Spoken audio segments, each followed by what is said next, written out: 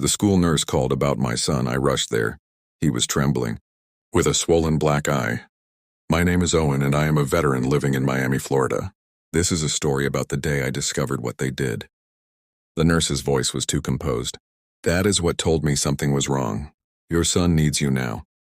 I drove like a man pursuing a phantom. When I reached the school, he was waiting in the office, a small body trembling, one eye already swelling purple. I knelt, my voice level. What happened? His lips trembled. Then words spilled in fragmented pieces.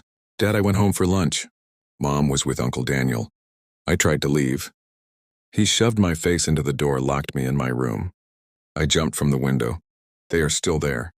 The air thickened. My pulse slowed instead of quickening. Military training does not make you fearless. It makes you deliberate. He touched my son. That was his first mistake. The second was assuming I was still the man I pretended to be at home. Carried him to the car, every muscle tense.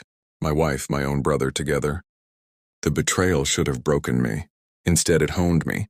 She had told me Daniel was just helping while I traveled for work, picking up groceries, fixing the faucet.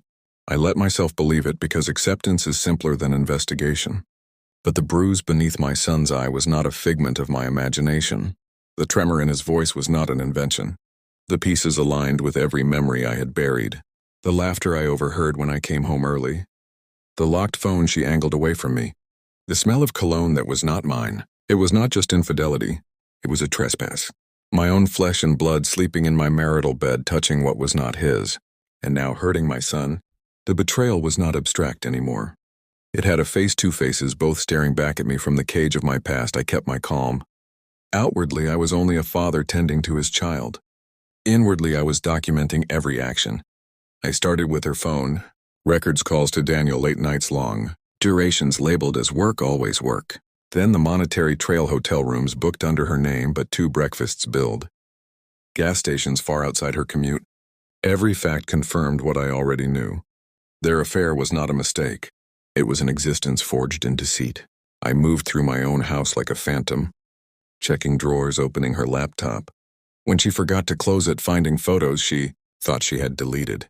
And in those photos, Leo's toys in the background, my kitchen table, my bed, they did not just betray me. They defiled the one place meant to be safe. I said nothing, not yet. Because silence grants you the advantage. Silence makes them believe you are oblivious. Meanwhile, I laid the trap. The final proof came from the camera's tiny, inconspicuous devices I installed. After that day at the school, I watched the footage alone in my office. Daniel walking through my door like he owned it. My wife Eliza greeting him with a kiss that belonged to me once. Their laughter, their careless whispers, and then the sound that froze me. My son's voice, small, scared, asking to go back to school. The shove the door slamming, the muffled cry. It was all there. I etched the images into my memory, then copied them onto a single external drive. That evening I placed it on the dinner table. She noticed it while serving plates, froze when she saw my face. What is this? Press play, I said. She did. Her expression crumpled.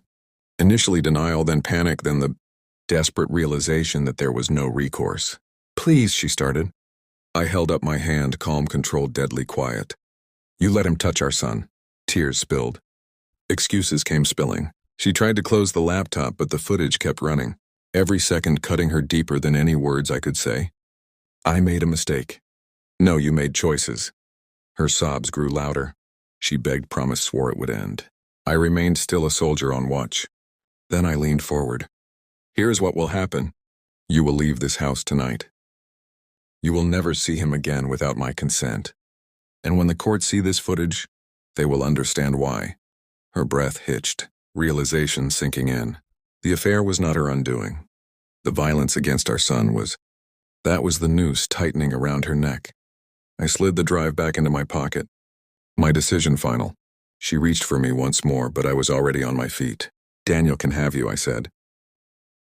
But he will not save you. She left that night defeated, silent. My son Leo slept in my arms, his bruised face pressed against my chest. He would heal. He was more resilient than both of them combined. As for me, I felt no pity, no rage, only clarity.